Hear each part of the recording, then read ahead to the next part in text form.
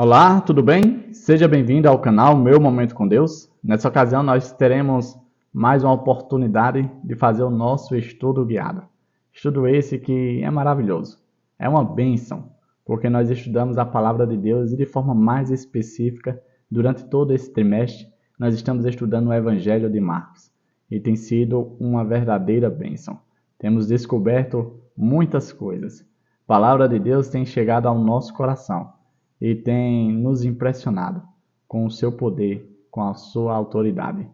Durante essa semana, nós estamos estudando de forma mais específica os assuntos ali da segunda parte do livro de Marcos, onde estão relacionados com o momento em que Jesus separou para ensinar, para preparar os seus discípulos. Esse assunto ele é vital para mim e para você, porque não é apenas uma preparação para os discípulos da época de Jesus, mas também é uma preparação para mim e para você, que também somos discípulos de Jesus nos dias atuais. Por isso é tão importante que você permaneça até o fim no vídeo, para você ter não somente a dimensão, mas também um preparo devido, de acordo com a palavra de Deus, como é o assim diz o Senhor. Antes da gente se aprofundar no tema de hoje, que você já deve ter visto aí no título do vídeo, eu quero te convidar a fechar teus olhos para a gente buscar a Deus por meio de uma oração. Vamos orar juntos? Senhor Deus, que estás nos céus, muito obrigado, Pai, por mais uma oportunidade de estudar a Tua Palavra. A Bíblia, esse livro tão especial, ele não é apenas um livro que fala a respeito de Ti, mas é um livro que é a nossa bússola moral, o nosso guia para perto de Ti. Nós queremos meditar nele, Senhor, todos os dias, de dia e de noite. Não simplesmente para aprendermos, mas para te conhecermos mais e mais. Pois o nosso desejo, Pai, é passar toda a eternidade ao Teu lado. Nessa ocasião, faz com que Teu Espírito Santo fale aos nossos corações, para que a gente seja impressionado, para que a gente fique maravilhado com a Tua Palavra. Perdoa os nossos pecados, Pai. Fica conosco, nos protege de todo o mal. É isso que nós te pedimos, em nome de Jesus Cristo. Amém. Pois muito bem, hoje, quarta-feira, dia 14 de agosto, o nosso tema é: quem é o maior? Vamos descobrir quem é que está falando desse assunto? Eu quero convidar você a abrir a sua Bíblia aí no Evangelho de Marcos. Nós vamos ler ali o capítulo 9, do versículo 30 ao 41. E começa assim, ó. Eles saíram daquele lugar e atravessaram a Galileia. Jesus não queria que ninguém soubesse onde eles estavam, porque estava ensinando os seus discípulos. Ele lhes dizia: O Filho do Homem está prestes a ser entregue nas mãos dos homens. Eles o matarão, e 3 dias depois ele ressuscitará. Mas eles não entendiam o que ele queria dizer, e tinham receio de perguntar-lhe. E chegaram a Cafarnaum. Quando ele estava em casa, perguntou-lhes: O que vocês estavam discutindo no caminho? Mas eles guardaram silêncio, porque no caminho haviam discutido sobre quem era o maior. Assentando-se, Jesus chamou os 12 e disse: Se alguém quiser ser o primeiro, será o último e servo de todos. E, tomando uma criança, colocou no meio deles. Pegando-a nos braços, disse-lhes: Quem recebe uma destas crianças em meu nome, está me recebendo. E quem me recebe, não está apenas me recebendo, mas também aquele que me enviou.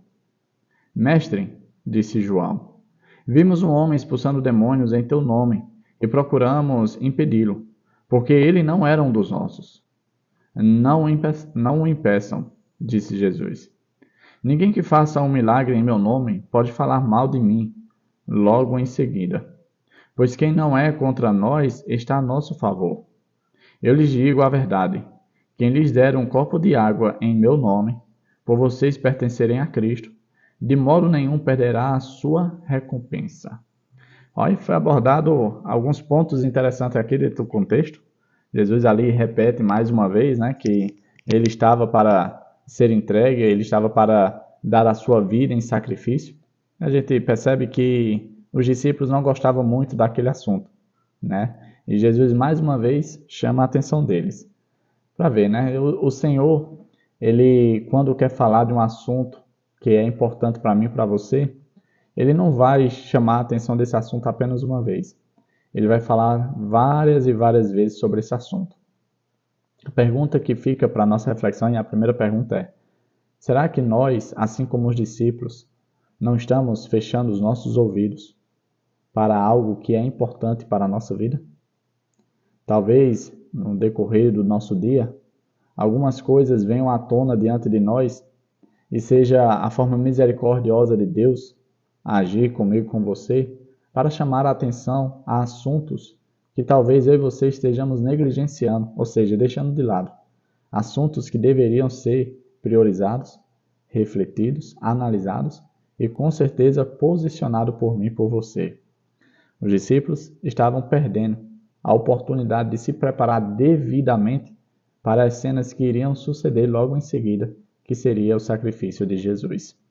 Eu separei aqui alguns pontos do nosso estudo para nós analisarmos, refletirmos e com certeza fazermos algumas aplicações. E o primeiro ponto diz assim, na primeira predição, Jesus se referiu àqueles que iriam rejeitá-lo e matá-lo. De fato, quando a gente olha lá para o contexto do capítulo 8, versículo 31, a gente vê que Jesus, quando fala a respeito de sua morte, ele fala que ele seria entregue, pelos líderes religiosos, pelos mestres da lei, pelos doutores, as pessoas do alto escalão da religiosidade. E essas pessoas estariam ali envolvidas na acusação, na condenação de Jesus. Já nesse contexto, na segunda predição, ele mencionou o fato de que seria traído.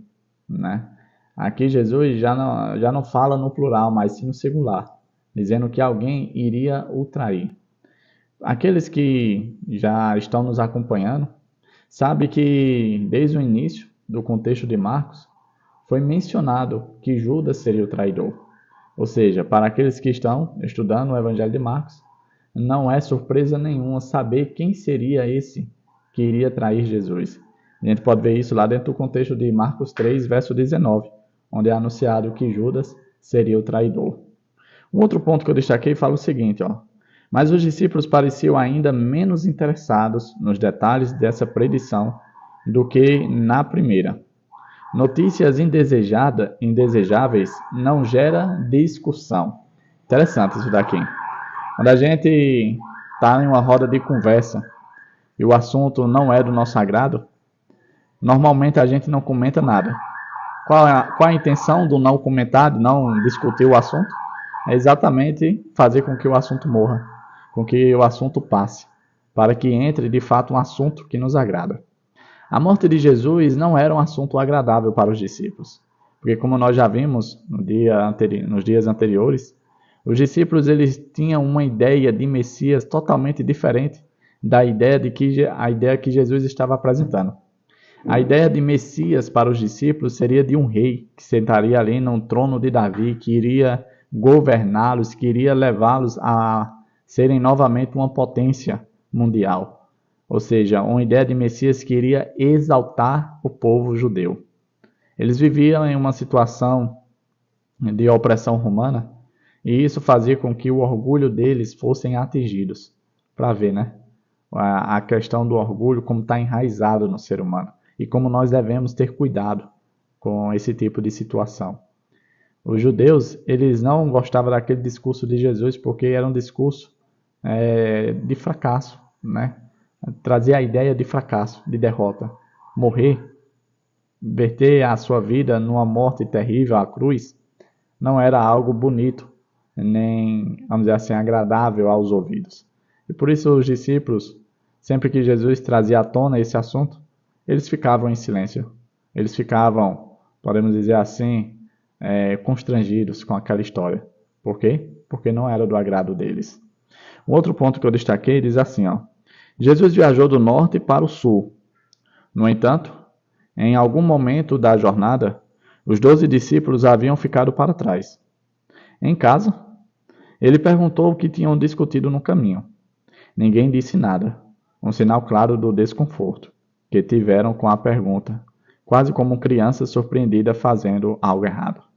Com certeza, em algum momento da nossa infância, os nossos pais, já sabendo dos nossos delitos, dos nossos pequenos crimes, já chegaram para a gente e perguntaram: o que foi que você fez? E eu acho interessante essa pergunta, Porque os pais, eles não fazem essa pergunta em ignorância. Normalmente, quando eles perguntam, eles já sabem.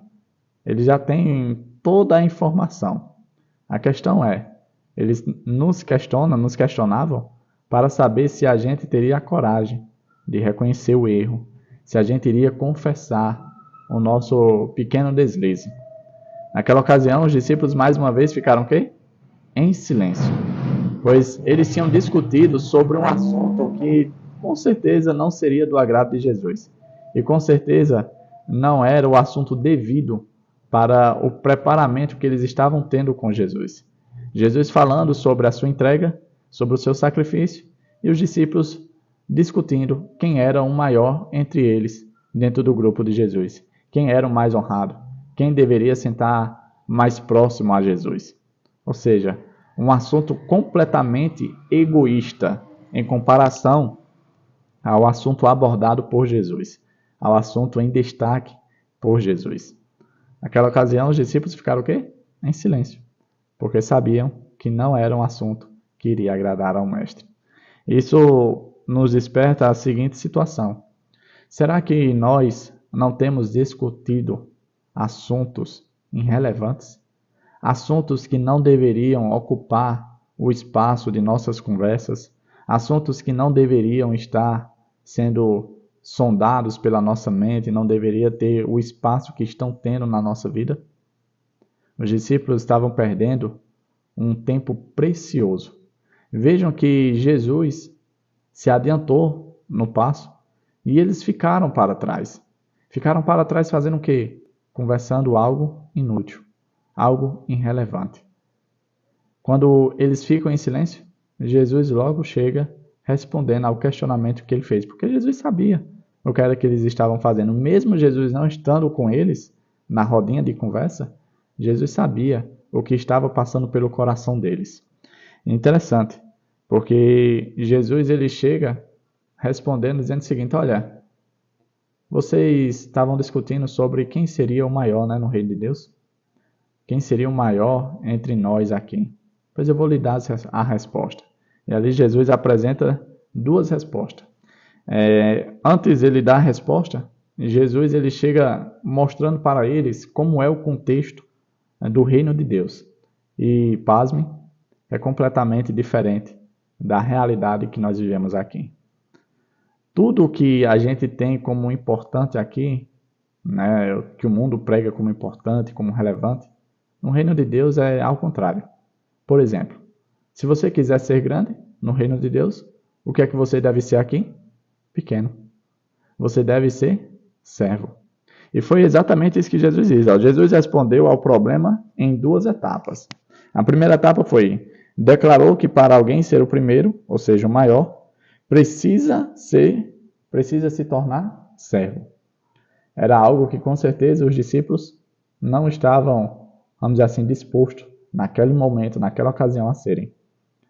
Com certeza alguns deles falaram: não, a gente faz parte do círculo íntimo de Jesus, a gente é os melhores amigos, os best friends forever de Jesus, E com certeza isso era motivo de exaltação própria. E aí Jesus chega quebrando as pernas, dizendo o seguinte: olha, se você tem um desejo de ser grande no reino de Deus, você primeiro precisa ser pequeno. Você precisa se tornar servo.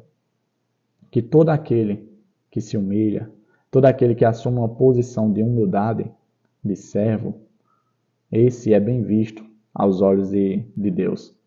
E isso é um choque de realidade para nós, porque facilmente a gente fica envaidecido e procura posições de destaque, procura sentar nos melhores lugares, procura algo que traga o foco para nós, onde a luz e destaque seja a nossa pessoa.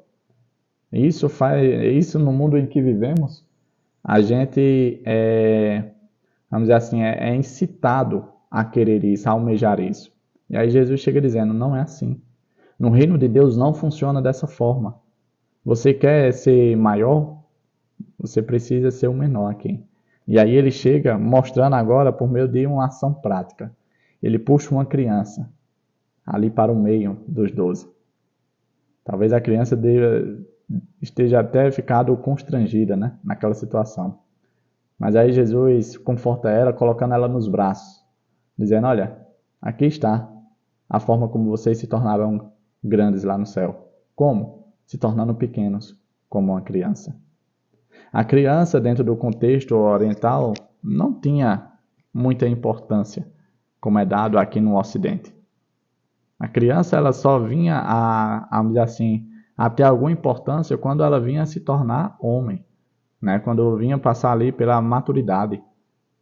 E Jesus trazendo ali a criança remete à seguinte ideia: se você não tiver a simplicidade, a humildade, vamos dizer assim, o desejo de querer crescer, o desejo de querer aprender como uma criança, você não vai se tornar grande.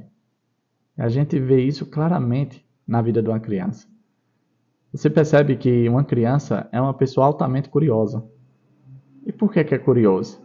Porque a criança, ela não detém informação, ela não sabe de nada. Ela está no processo de aprendizado. Quando você se coloca numa posição de soberba do tipo, eu já sei de tudo, eu já sei disso, eu já vivi isso, eu não preciso aprender nada, eu não preciso melhorar nada, eu não preciso crescer em nada, normalmente você se coloca num alto pedestal, que não é a posição que uma criança ocupa.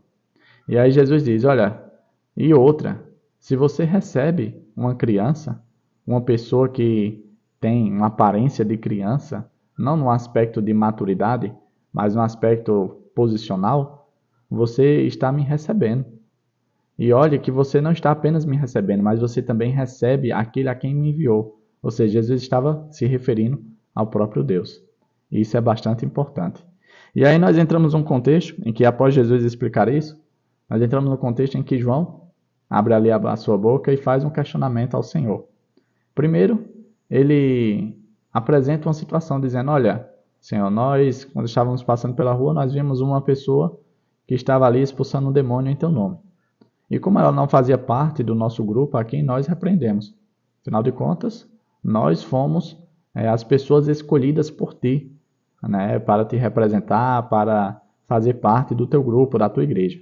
E aquelas que não fazem parte de nós, então não faz parte do nosso grupo. E aí Jesus repreendeu, dizendo: olha, vocês não podem, não façam isso.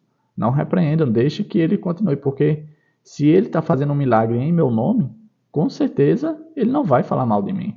Com certeza ele não será contra a minha pessoa.